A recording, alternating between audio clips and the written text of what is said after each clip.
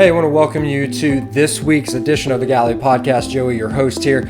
So today I'm very excited because we're going to be kicking off a brand new series that I'm going to be doing for the next couple of weeks about women in ministry. We're going to talk about how women can impact the kingdom, how they have impacted the kingdom, how they are impacting the kingdom. So I'm very excited about it, and I'm glad you're taking the time to join us.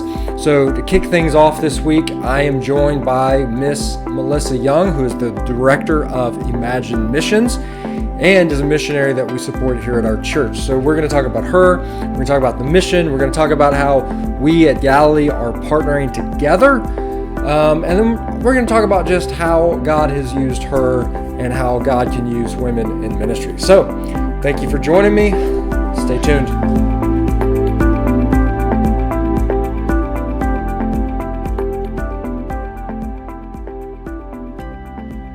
Hey everybody, I want to welcome you to the episode 22 of the Galilee Podcast. Joey, your host here and discipleship minister at Galilee Christian Church. So I'm very excited today. I have a special guest with me. Miss Melissa Young is joining us. If you were in church with us on Sunday, you would probably remember her from standing on the stage, but she's from Imagine Missions, and she's going to join us today. We're going to talk a little bit about Haiti, about Imagine Missions, but one of the things that I really wanted to talk about is I wanted to do a series for us on this podcast, kind of exploring the impact that women have in ministry. So that's kind of the direction I want to go for the next couple of weeks as we talk to some different women. And Melissa has volunteered to be number one. So she's going to be guinea pig number one today and allow me to ask questions and kick things off, right? So welcome. How are you? I'm good. Thank you for having me here today. I appreciate it. Yeah, I'm glad we get to have you with us today. So this is Wednesday for those people who aren't watching. Originally, we had this scheduled for Monday, and we were just talking about how that was a ridiculous idea because you were in a whirlwind weekend, and then you're like, I need some time. So I appreciate you being here and taking the time. I always think I can do it all, and then all of a sudden I'm like, no, really, I think I need a little break. All right, so let's kick things off. Okay, so let's just start with this very simple sort of softball question, which is basically kind of tell us a little about you, right? I mean, where you're from, kind of what your life is like, and then you can tell us a little bit about Imagine Missions. I want to get in depth about that later, but right now, just kind of maybe somebody who's never met you, or maybe somebody who maybe is new to our church, kind of talk to us a little bit about who you are. Sure. What you do. Lifelong resident of Ohio, except for the 8 years I lived in Haiti. So I'm an Ohio girl.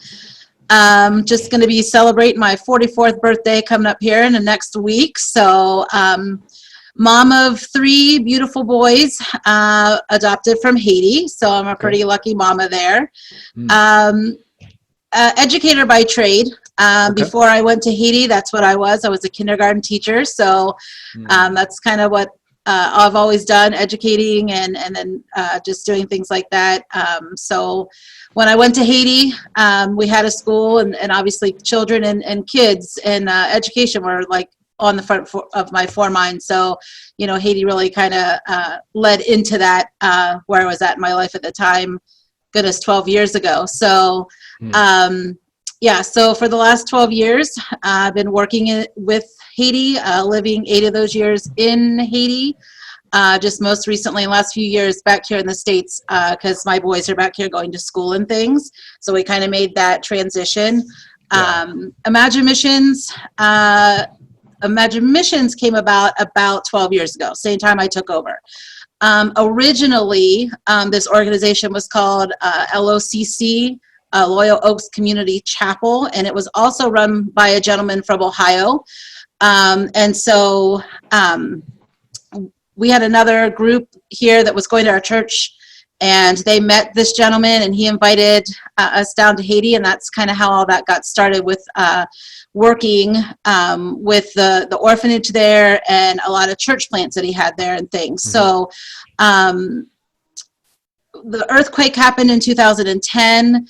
I took a year's sabbatical to go down and help out, which turned into, hey, I'm moving to Haiti to take over an orphanage. Needless to say, my family was not all that happy about that decision at first. Yeah. But yeah, so, over the last 12 years, Imagine Missions has just gone through quite the evolution, taking over something that was already existing, working really hard to help these children find some hope for their future, education, family, and then in the last 2 years, the Lord really directing us into getting our children back with their biological families. So it's been quite the adventure that the Lord's had me on and had this organization on in the last 12 years. Sweet. So let's go back for a second. So here you are, you're a kindergarten teacher, teaching kindergarten, just involved in your church. Yep. Always been very involved in church. Grew up in the Moravian church, and then went to the Christian church. In about 2000, moved to another local church here in our community. But always really involved with teaching Sunday school and working with youth group and those kind of things. It's always been my my second family. First, Sure. So, some guy, so it wasn't one of those things where you're like, okay, as a little girl, I'm going to be a missionary. No. Right. It was Absolutely one of those, not. God got a hold of you later. Right. And started talking to you about stuff. Now this gentleman from Haiti, you just kind of knew him, or would you just kind of knew him from the church? Is that basically what happened? He had no connection to us at all. Oh, okay. His name's John Hawthorne. He was American, and there was a singing group called the Massey Trio, and they were going around singing at churches, and they just happened to start leading worship at our church the summer of 2008. And John had heard them singing and said, "Hey, I'd love for you to come down and sing at some of my churches and at the orphanage in Haiti." And so they were up leading worship one Sunday and said, "Hey, we got invited to go to Haiti if anybody wants to go with us." And I happened to be sitting, I'm one of those weird people that sits in the third row, left-hand side every Sunday. And for some reason, I was sitting up in the balcony that day and was just like, "Hey, I think I want to do that, Yeah. And so there were 18 of us that went on the original trip in 2009, February 2009. And I was kind of just along for the ride because they were doing mostly church visits and things. And Scott Cayley, who's the pastor at my home church, we were doing some prison ministry, and he came to me and he's like, "I think you're going to come here full time and work." And I said, "You're crazy. It's never going to happen. I have every intention of staying connected." But that's, like I said, my family's never going to go for that. I come from a Greek family, and so everybody has a say in my life decisions. Of course, But God really was opening up doors that I didn't even see, that was preparing for this to happen. With being an educator, I should have never even been on that first trip, because I had to ask for 12 days leave of absence from my school district, unpaid leave. And most school districts these days don't see that as something they want their teachers or, see as something important. And I was luckily at a very small school district who really still saw the value in that. And for 10 years, they sponsored a kid every September and put him through school and things. So, God was softening hearts and opening up doors that I didn't even know was coming. It's crazy to think about, how God does that. It's like he's moving before any of us even comprehend of something. Right. And then he's sort of opening doors, and it's funny because you find yourself after the fact sometimes looking back going, "Oh, now I can see what you're doing, God." Right. So I one of the things I love about missions that sparks my heart is I feel like there's a level of faith there that is just required, right? Yeah. Just take that step. And it's almost, to me, it's gotten to a place of almost, it's addictive. Like, okay, I want to see God move that way. Right. And you get excited because you're like, man, I want to see God do something awesome. And so I want to take this step and see it. And some people, when they go on those trips and they come back, they really struggle, right? They really struggle with just kind of reacclimating, if you will, to American life. Did you feel that when you came back from that first trip? Was it just an unsettledness? Very much so. That first month that I was back after that trip, I mean, I didn't sleep well. You really started second guessing like your finances and just what we're spending money on and what we're putting our, focus on. And the kids were living in some really harsh conditions when we went down there the first time. And so it was just shocking to see the kids in the orphanage living a certain way, and then to see the country of Haiti and how people were still living in, homes that are still, thatch roof and cinder block, dirt floor, no indoor plumbing.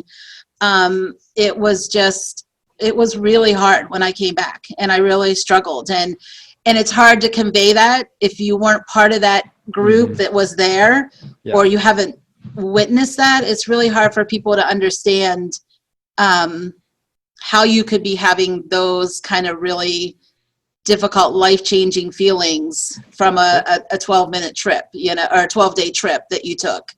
My camera's falling on me. Yeah, I know, exactly. And that's the thing. Like, it's hard to explain to people. When I've been on trips and I've come back, and you get this sort of restlessness, and people kind of don't get it, and so you kind of feel a little weird, because it's like, okay, everybody else thinks I'm nuts, but no, especially in probably a family that is probably as close knit as yours. I mean, so talk to me a little bit about what was that process like of, like, okay, you come back from that trip, you're feeling restless, to that moment where you were like, okay, God, I'm going to take this step. I'm willing to just leave this life behind and go. Like, was there was there one of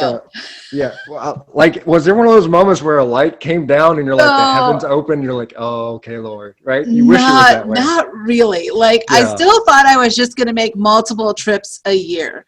But like I said, the earthquake happened, and so our kids were really in some dire conditions. I don't do this very often. I'm a pretty independent lady. When the earthquake happened, within 2 days, we sent 3 men down through the Dominican Republic to get to our kids, because our entire wall had fallen down and things. And I really wanted to go. And they're like, Melissa, you can't go. You're a woman. We don't know what the safety conditions are going to be like. And I was like, okay. And then we sent another group of gentlemen down the next week. And then I was on the first plane that went into country like 3 weeks after the earthquake. And even at that point, I mean, I was down there, we had some really sick kids from sleeping in not good conditions, and we were still having tremors. I'll never believe the first night I was there, and it sounded like a train, and there are no trains in Haiti, that was coming from the back of the house. And I had 2 kids with like 103 temperatures that were sleeping with me, and I heard everybody go screaming, running out of the house. And I walked outside, and they're all like, get out of the house. And I'm like, the least you could have done was yell earthquake. And they all just started laughing.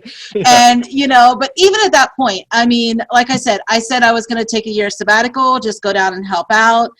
It was in October of 2010. I was living at the orphanage. So that was quite the experience. The first 6 months I was there, I lived on site with the kids. Our generator had broken down, and I had been washing out of a 6-gallon bucket for like 6 weeks. It's a whole new perspective on life and amenities that we have. But John called me up on the phone and was like, hey, I'm 74 years old. My health is not well. Connie and I, his wife, we've really been praying about this, and we think that you should take over our organization. And that's kind of what it was, kind of crickets. How do you respond to that? Like, what do you say to that? Someone who's, built this ministry for 30 years is asking you to take on this responsibility. It was very overwhelming. I called Scott Cayley, who's the pastor at my home church, and was just like, this is what's being asked of me. Are you willing to come alongside? And I've been blessed all along the way to have an amazing support system. My family, though they really struggled, has, said, okay, we don't necessarily agree with this, or it's not necessarily not agreeing, but just fearful. Sure. Fearful for me as a single lady being down there. There weren't a lot of other Americans there, Right. Those kind of things. But God really blessed me with an amazing church family and support system. And then, Galilee was the first mission trip that I had down at my house, the first of 2011. And so the Brian? relationship, yeah, Brian, Lily and Wendy and Brian, and so that just those amazing people that God brought in right from the very beginning, that, trust me, if I didn't have that support system over the last 12 years, I don't know if I'd still be doing what I'm doing. Yeah. Talk to me a little bit about that. I mean, you mentioned it briefly, and what's it like? I don't know how to put this delicately, but what's it like for a woman walking into this kind of role, and that kind of country, and making that kind of decision? You said single woman, so I mean, that puts a whole new dynamic on that decision making, And yes. As a father of a little girl, I can understand why, a parent would be like, oh, I don't know about this. But, and to be honest, there's a part of me that would be like, well, if there was a man going with her, I would feel more comfortable. Right. Because unfortunately, that's just it. Yeah. What is that like? I mean, I guess, just talk to me what that's like. I'm just curious. A little bit background on Haiti in general, with that dynamic of men and women. It is still a very male-dominated society. Sure. They're really much, it really is the man rules, the lady is to stay home, do the cooking, cleaning, those kind of things. So to be, I wasn't raised that way. I was raised as a very strong lady to take care of myself, Sure. So to kind of step into that role, being a very confident person in myself, but coming up against that cultural difference, I really had to learn how to speak in a very softer way in a leadership role, because all the other people that I was working with were males. So I had to learn how to talk with them and how to get to know them. I was very, very fortunate that the gentleman who was running the orphanage as the Haitian director at the time, Roselle, had lived in the States. He spoke very good English, and things. So he would always say, she's an American woman, you're not going to get that, So he kind of knew that dynamic, but really worked in partnership. And so that helped me a lot, because he established a respect for me that continues to this day. A lot of people will say, Melissa, you're the only American woman in Haiti I know that can do the things that you do and make the decisions and tell these guys that they need to get this done, and they don't give you any issues and things. So I was very blessed in that, but it definitely, I had to learn, even with Roselle, how to talk in a way that really promoted understanding, and that I wasn't trying to be your boss, but we need to figure this out. Like we need to come to an agreement and things. So it was a challenge. Well, and that's what you talked about too, is one of the challenges that a lot of missionaries face, is that what we call contextualization, right? So you've got to walk in and understand, okay, this is their culture. And so I've kind of got to navigate their culture a little bit. And there's some of that, not to condone bad behavior in a culture, but some of you just kind of be like, okay, that's the way, I've got to find a way to fit in that culture and still get the job done. Yeah, you know what I mean? Sure. Yeah. And, a lot of places, you go in and you do training for that culture that you're walking in for, you learn the language and you do all these things stateside before you jump right in. I have never done anything other than jump right in. So, I jumped right into being a single mom of 120 kids, being a director of an orphanage, making all these decisions and trying to learn the culture and the language all at the same time. I probably made a few mistakes along the way. Well, that's the, there you go. Like a lot of missionaries, they spend years preparing, and some just jump in and get on the job training, which is what you did. Yeah, And it was definitely on the job training. But that's action, I mean, like something Yeah. needed to get done. Right. Yep. And I think too, one of the things when I talk to people about serving, in our church, even in our church, they'll, I always say to them, we tend to ask like, what do I like to do? And sort of stuff. I always say, what bothers you? Like when you see a problem, what is it that gets under your skin? And you say, someone should do something about that. Yeah. Because that to me, I have found has sparked a lot of mission and a lot of serving, because people have seen issues or seen problems in cultures and said, that's got to get fixed. In your case, you see children that are sick and you go, no, this is unacceptable. Like this is just unacceptable. Children living in bad living conditions, not knowing what family, knowing what that love of somebody, unconditional love, just not having access to, good food and nutrition and, education, all these things that we work so hard here to give our kids, these kids weren't getting that. And, one of the things when I went down, I said, I want these kids when they leave here at 18 to just have good memories. Like we started taking beach trips and celebrating Christmas and having an Easter egg hunt. And, even those really simple things sometimes we take for granted here in the States, those kids weren't having any of that. And so, that I just wanted them to have those memories and those, things to look forward to and to look back on when they did leave at 18, to take with them when they left. Right. And have some resemblance of a childhood. Unfortunately, they're in a situation where they're made to grow up faster than they should. Right. And you're getting to let them have an actual childhood for a little while. Yeah. So you come in, there is an orphanage? That's where you start with an orphanage? Right. So there was already an orphanage and a school that existed. There was 120 kids, ages like 3 to 17, 18 living in the orphanage when I first took over in 2011. And there was just a primary school. So like kindergarten through 6th grade.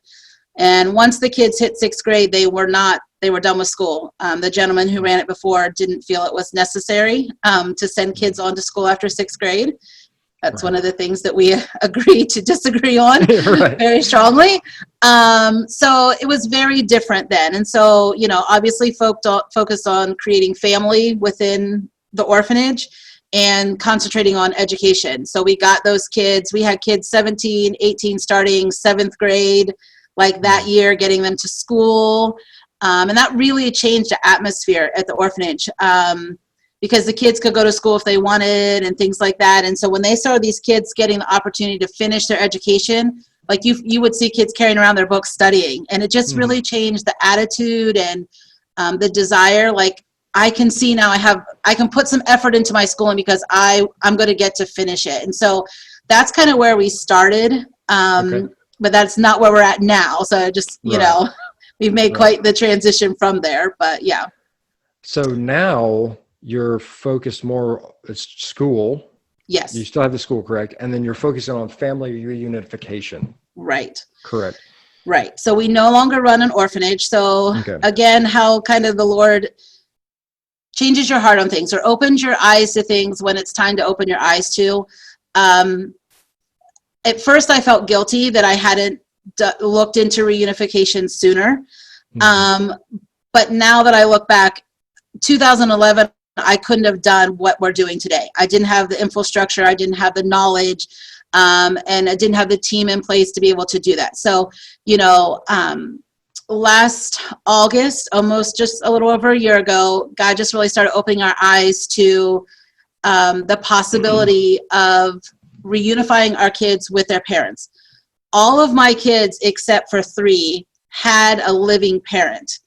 And so God brought in another organization called Haiti Mama, who's a group of social workers. And they had been reunifying or already had reunified 23 orphanages back with their families. And so started reading Slow Kingdom Coming, doing a lot of research and podcasts on what global orphan care looks like. and just really started educating ourselves on what this could look like. And then I started having a lot of conversations with my kids. If you had the opportunity to live with your parents, how would you feel about that? Because we had a very open door policy. Parents would come and visit, family would come and visit and things like that. But the kids would always be like, they didn't want to say they wanted to go home with their family because they were afraid they were going to hurt my feelings or me to think they're being disrespectful. And so I really had to start having those conversations like, it's okay. I really want to know how you feel, and you're not going to hurt my feelings. And so kids really started to say, like, I would really love to spend time with my mom, or I'd love to see my cousins. And so political unrest was making it difficult. But we had a window of opportunity last November at Thanksgiving, and I flew down and we invited all the parents, had a conversation kind of along the same lines. Like, you gave your children up for the reason for education and food, and now we're able to continue to help you with that, but let you have your kids back with you. And they were so thankful and appreciative, because we also had to change our philosophy on these parents. They're not bad parents. They didn't not love their kids and just want to give their kids away. They loved their kids enough to say, here's a place where you're going to get an education and nutrition, and I'm going to do what I think's best for you. So it was just amazing. Again, it was hard. I'd been with these kids for 10 years. To see them walking out the door, there were lots of tears shed. Sure. But mixed of sadness and joy, because definitely joy seeing these kids back with their siblings, back with their grandparents, just making those connections again. Just seeing God restore those families was just amazing to see.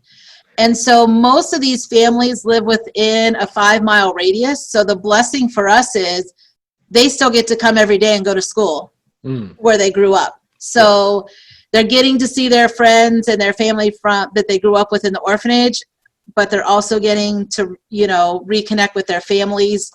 And it's just amazing to see how God has orchestrated that through all this political unrest and COVID-19 craziness of the last year, for sure. Now, what about, like, what is it that you guys, when you were looking at that idea of reunification, you said, okay, here's what these parents need in order for that to happen? Like, what was that thing where you guys were like, yeah, I feel like if we can do this, or they're now at a place? Was it that things got better for them, or did you guys decide we could help? Or what kind of, you feel like, prompted that decision? Two main things that make poverty orphans, which is what our kids were, poverty orphans. Our education, the lack of being able to afford education, and the lack of being able to feed their children. Those are the two main things that will throw a family into crisis. And if somebody comes knocking on their door and says, hey, I have this place where I can take your children and give them this, whether it be indentured servitude, like kind of option, or orphanage, the parents are tempted to do it, because those are the two things that they struggle with. One, because, food is expensive and there's not a lot of jobs in Haiti. And second, there is no public education. Like, if you want to send your kids to school, you have to pay for it. And so we knew that we could continue to provide free education for these kids. So the only thing we ask our parents to do is pay their children's uniform, make their uniform for them.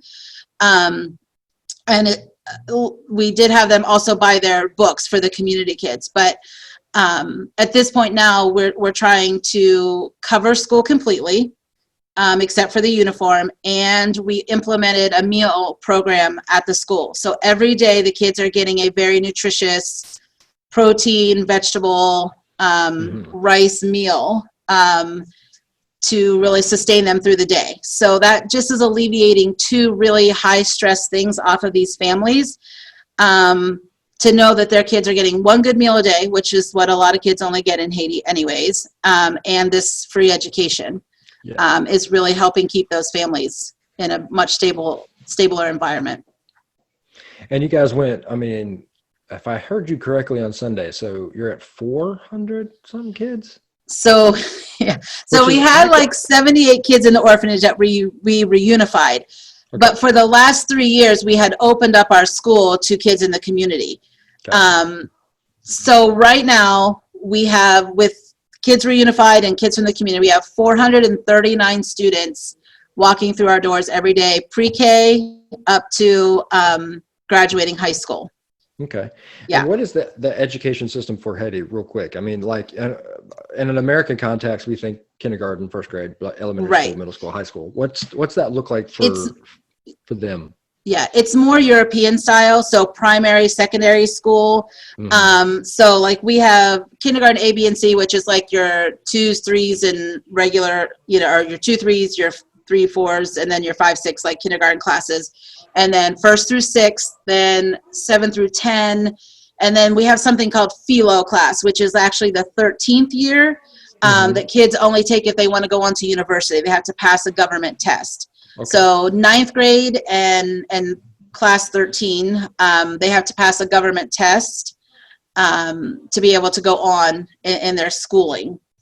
It's not on a grading system of A's, B's, and C's, but it's on a number scale of 0 to 10. So when I first took over, Haitian standard is a 5. A 5 is passing. Okay. Again, as an educator. Right. My wife's a teacher, so I get it. Which is not passing. So that was really hard. But we have pushed our kids, and we've gotten kids up on grade level, and I would say 70%. I'll have better numbers after this week. It's exam week this week. But at least 70% of our kids, all 439, are getting 7s or higher. Okay. So we really put in, we really gave the kids, like, if you get a 7, you're going to, some incentives to get up there.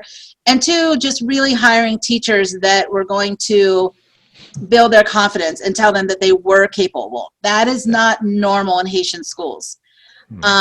Haitian schools are very much teacher-led, very much if a student shows any knowledge or that, skill, the teachers intentionally single them out, put them down. They put things on the exams to make them fail. It's a really completely different environment than what we as educators, promote in our classrooms. Right. So I did a lot of training with our teachers, a lot of changing philosophy, to help them understand that we want the kids to be successful. We want them to be confident. We want them to know they're intelligent and capable. And so it took a few years, but we have some amazing teachers and staff at our school that are really empowering these children to do well in school. Yeah. And so, I mean, obviously food is a necessity, but it seems like education is going to be one of the things that need really to be better. I mean, like if we're going to help the country of Haiti elevate and get to a place of healthiness, it starts with generations that are getting healthy education. Yes. We've had a lot of conversations, especially around the rioting that's happened the last year, because our kids were really upset and that people were looking at Haiti as not a good place and not a safe place. And, I really had some conversations with some of our older kids to help them understand that that's one of the reasons education is so important, because it's going to give you a foundation to stand on, because a lot of the rioting and political things in Haiti, you have a lot of people that probably don't have more than a 6th grade education who are being influenced by people, and they don't have the foundation to stand on to say, that's not right. That doesn't make sense. And so, we really talked about, this is why getting your education and knowledge and understanding of the world and government and stuff is going to help you be a better citizen, to make better decisions, to help put, the right people in political office and things like that. So it generated a lot of conversation around that, with that. Now, religiously, Haitians tend to be Catholic? or Creole, or that mixture? What It's is that kind of look a like? mixture. Yeah. Catholicism was like definitely the first group of missionaries and churches and things that came into Haiti. But I would say there's a lot of Christian churches. A lot of that's kind of changing a little bit. The thing you have to be really careful with too in Haiti is voodoo is still very prevalent. Right. And so many years of having conversations with the kids and things, there's a lot of that voodoo intertwined with the Catholic religion there and things. Santeria or now that would be in Mexico, but yeah. Yes. And so too, we had to do a lot of talking about, light and darkness can't operate in the same space. There's still a lot of even those who say that they're Christians still hold on like in their back pocket just in case. Yeah. I have to pull out my voodoo, to get something done. So lots of conversation. Haiti is very Old Testament. So again, lots of Bible studies and conversations with our kids about grace and mercy and forgiveness. Haiti tends to be very black and white on issues and things. And so a lot of pulling things from scripture, from Old Testament. And so we had to have a lot of talk about, Christ's coming and the New Testament and the new covenant and grace and forgiveness and things. Because it can be very, very Old Testament, black and white kind of. Yeah. So this is my own curiosity. No one else may care about this, but just because I'm curious. What would you say is the primary influencer for Haiti? Okay, and the reason I'm asking this is because when I was in Mexico last year, I was having a conversation with someone, and they were telling me, we were talking about this idea that America is like the standard that a lot of Mexicans are looking to because we want to be more like them. Is there something like that for Haitians? Is it America? I would say America is too. Yeah. I mean, definitely. I mean, if you pretty much would ask any of our kids or anything like, where do you want to be when you get older? Like, I want to find my way to America, or that's definitely the standard that I would say that they put themselves to. You have a lot of Haitians that travel to different countries like Brazil and France and things like that. But I would still say that like America influences a lot of the things in country. Yeah.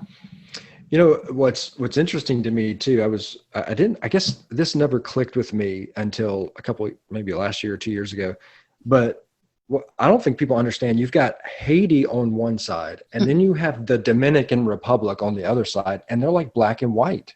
Black and white, night and day. I mean, and the DR is very, first world, McDonald's, street lights. I had to take my son there for open heart surgery, and I couldn't believe the difference. It's two completely different worlds. And from my understanding too, the DR is not necessarily happy with Haiti, to put it in a nice way. Not friendly to Haitians. No, not friendly to Haitians. Not good relations there at all. Yeah, and that's amazing to me because you have such a wealthy, I guess, or definitely a much better off probably, and that could be helping and influencing, but they're not. They're basically, y'all stay on your side of the island. We don't want you over here, kind of. Pretty much. Yep. Especially since they share. I mean, granted, one was French and one was Spanish, but still, I feel like they share a history together. Right, they share a history, right? I mean, so here's the question that I always love to ask missionaries when they go to places, because I think, again, thinking about that idea, right? Thinking about, like you mentioned earlier, people are going to look at Haiti and they're going to go, why would anyone want to go there? Like, why would anybody want to give up their life like you have to go to a place like that? And I know that there are a lot of other missionaries that probably get that question too. Like, why would you go to that far off place? And I've had conversations. My wife and I have a particular passion and heart for Mexico, so we've been there. It's kind of something that we love very deeply. And even having people, some of them not Christians, but some of them were like, why would you want to go there? And to me, it's funny because like there's a beauty there that I feel like I only see, or there's something beautiful about that place that that outsider, someone who's most people miss. And so my question for you, this may sound a bit strange, but what is beautiful to you about Haiti? And I think that's really important because I think a lot of people will look at the unrest, look at the poverty, and they'll go, that is an ugly place to be. But yet there are people there, right? God's creation is there. There's human beings there. There is something beautiful there. And I think that's what a lot of people miss. So what would you say is something that's absolutely beautiful about Haiti that people For me, are not it's getting? the Haitian people. I mean, the Haitian people are just amazing people. They are the most resilient, most, hopeful, always seeing the glass half full, where I would definitely be seeing it half empty, with the conditions that they live in. It's just amazing to see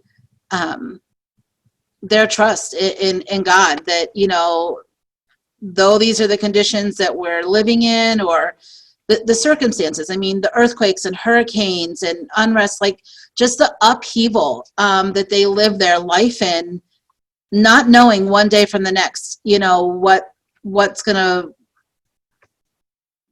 be. And they just have this resilience, this strength, this joy, that just, it's infectious, and they just have this beauty to them. That most of us would probably be in the corner crying somewhere, like, I can't put another foot in front of me, and they're just like, hey, we get up tomorrow, we're so, thank you, I have another day in Jesus, and it's like, man, I want to have that, that philosophy too. Yeah, and there's so much that we can learn from them. The funny thing about it is we have so much and they have so little, and yet they have more joy than many of us do. Yeah. So obviously mission work is not for the faint of heart, by any shape, form, or fashion. But what right now, is there something that we can be, obviously we want to be in prayer for, but is there stuff that we need to know about, that we need to be in prayer for you about? What are some of the hurdles right now that you feel like, man, we've got to get over, or just we're hitting right now? You know what I mean? Yeah. Our biggest hurdle right now in the last, year and a half has just been this political unrest, this inability to travel frequently or safely around Haiti. Not having our teams down and things has really been hard on the mission side of things. Obviously, it's hard to keep people connected and really talking and sharing with everybody when they're not getting to experience it. And so I think that's been our biggest thing, is how do we keep everybody connected? As well as at this time, we've gone through this really big transition, and our imagined family, which we've always talked in family, was so connected to these kids. And so just with this shift and the kids not being with their families and everything looks so different,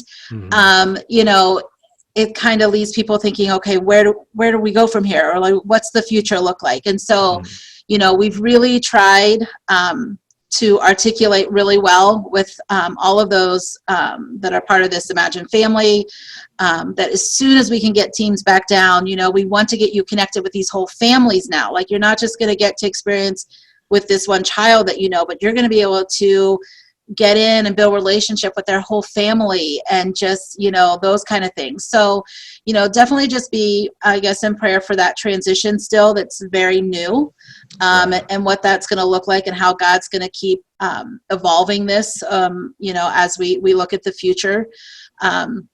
We want to start job training for our families, but we just can't get that started with the political unrest and the things going on right now, because we can't get families all in to do training and things.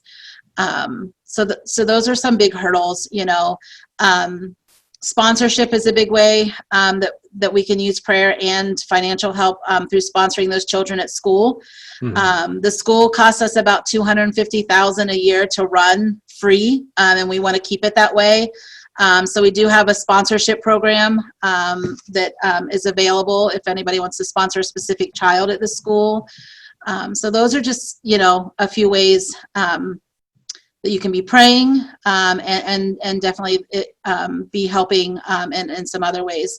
And we have the food drive coming up at Galilee too. So I don't know if you want to speak about that now. Yeah, let's talk about that. So we're doing a food drive here at our church.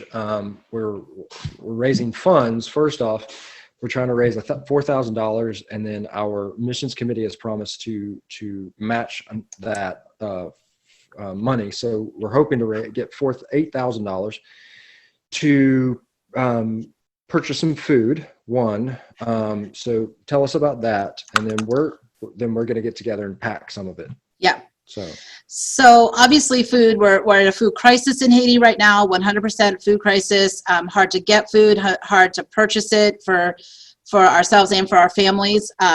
So that's one of the reasons that we implemented this feeding program at school, that we could start giving one meal a day.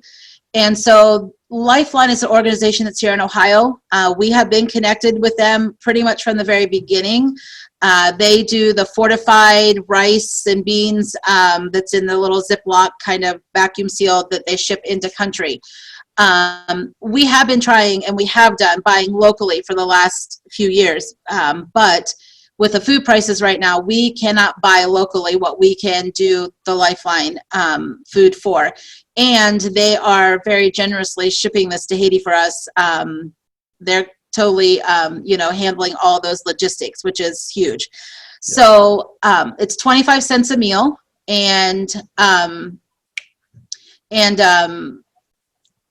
So my home church is doing it this weekend. So we raised about $9,000. We're going to be packing 36,000 meals to send to Haiti.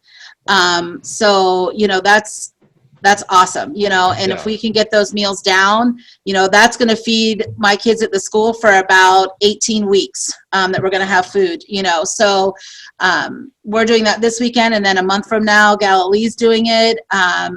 Getting that food down there is just going to be life sustaining to those kids. And then we'll also be able to offer it, maybe one box a month to our families if we get enough down. Sure. Yeah, so that's a big thing where we really want to help gather that food. So we're doing a special thing at our church that as you mentioned, you can give specifically to that fund, because we're trying to raise $4,000, and then our missions committee is going to match it. And then where you have a special Saturday where we're actually going to pack food. Families going to come, kind of make a little assembly line thing. Nick was telling me about it. It's like they've got it down to a science. So they do. Like you put it in a little assembly line, and it all goes. Yep. And then we get to ship it, put it up in a container, I think in a shipping container, and then that will come and pick that up. So this is a great way that we as a church are going to sort of get to partner. I think this is an awesome thing that we get to do at the end of the year, especially at the end of a COVID year, where we feel like we can't do anything. Right. At least we can do something, right? Yeah. And this is so that's huge to me. I love that we can be able to. It's still a way to really make an impact on these families. Like we think that we're not doing anything right now, but just giving your time, and it's $54 for 216 meals to pack a box. So don't go out to eat one night and save that $50 that you would go out to eat, and you're going to have a huge impact on a family and kids being able to do that. Yeah, so we definitely want to make sure that people do that. I'm going to link all that stuff down below so people can keep track of it. Real quickly, and then I know your boys were coming home, so I want to get you to them. They just snuck in, and I just shoot them out. Yeah, I saw you give the move on, boy. You gave the mama look. I like it. Yeah. Mamas don't even have to look; they just stick their hand out. That's what has COVID been like for Haiti? I mean, I haven't obviously kept up with their numbers because ours are what they are. But what has it been look like for them? I mean, it's not been, the actual illness has not been as impactful in Haiti as it has been other places. roughly, and again, I haven't looked at our numbers for a few weeks, but the last time I checked, we had like 9,000 cases and like 300 deaths, which, we're very thankful because we only have 164 ICU beds in the whole country and 64 ventilators for 11.5 million people. So we're very thankful that the actual illness, virus has not had a huge impact. Now, I've talked to lots of people who think they've had it, but the symptoms have not been, as bad as they have been other areas. The huge impact that COVID has had is more on the economic side of things. At the beginning, they did shut down the markets and all those kind of things. And then the inflation and prices and not being able to get things shipped into Haiti has definitely led to an economic food crisis. It has been more the impact that it's had on Haiti. Mm-hmm. Wow. So how can people keep up with you and what's going on with Imagine Missions? Few different ways. If you're on Facebook, we have 2 Facebook pages. One is called Melissa's Imagine Moments, and that's kind of my personal page where I kind of just put my things up there and updates. And then we have our official Imagine Missions page that has more updates and things organizational wise on that. Definitely can go to our website at imaginemissions.org, and we try to keep that updated. You can email me at melissa.young@imaginemissions also, and get on our newsletter mailing list. We do try to send out regular email blasts and things like that. So if you get those information to me, I can get you on those kind of news blasts and things that are going out. Mm-hmm. Definitely there you can find information about our sponsorship program and all those kind of things if that's an interest to anybody. But always you can just find me on Facebook and message me, and I will get back with you with any questions that anybody has. But Facebook and our website would probably be the 2 easiest places to stay up to date on the day-to-day. Okay, great.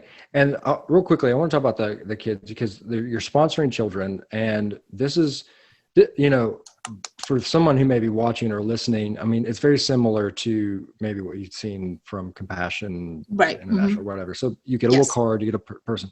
Yeah.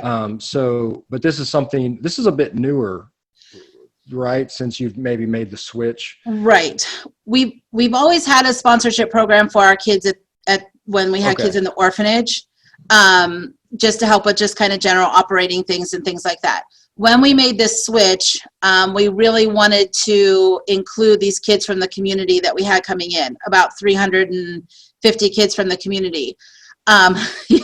So, and we wanted to be helping those families to also not be put in a position where they're going to be tempted to give their children up. So, I mean, Imagine Mission's, commitment right now is to keep all these families together, not just our kids that grew up in our orphanage, but all of these families in, Despinos that we can help support in this way. So the sponsorship is a $30 a month for a family sponsorship, and that's to help, again, with the food program, job training eventually for the parents. We've had to move some parents into better housing situations because like we had one family that was living in a tent on the side of the mountain, and that was just not appropriate for a family. So we moved them into a house and helped them with their first year's rent. So that $30 a month is just really helping the family and some family situations that might come up that we can help out with. And then there's a $60 a month that is to cover the education costs. So paying our teachers, copies, exams, school supplies, all of those things that we need to operate the school so that we do not have to ask the parents to pay any tuition.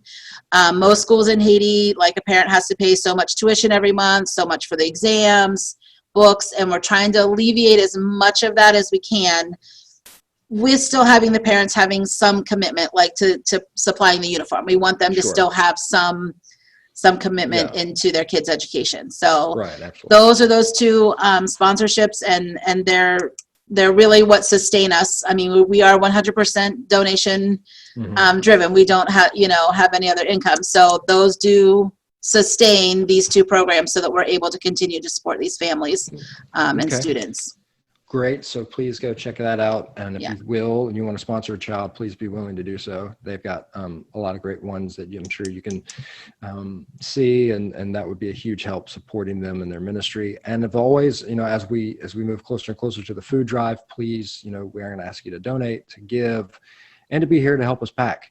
And of course, everybody, we want to pray, and not to make light of that. That's still hugely important. That's probably the biggest thing we can do. But I also love the fact that we can get some skin in the game ourselves, and the Lord lets us have that opportunity to serve that way.